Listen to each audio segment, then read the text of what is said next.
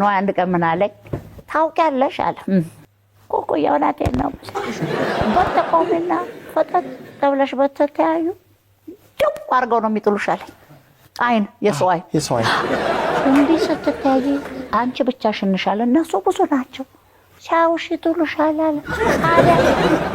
እንዴት እንደምነው ታውቂያለሽ እንዴት ነው ስል አንቺ ያለሽን ኤነርጂ ሰሰጭ እነሱ ስትቀበይ ከዚህ ስንሰጣጥ ነው አለ ለከም ይመጣው ከዛ ስስቅስ ፈቅ ብየሰቀልኩኝ በጣም ስስቅ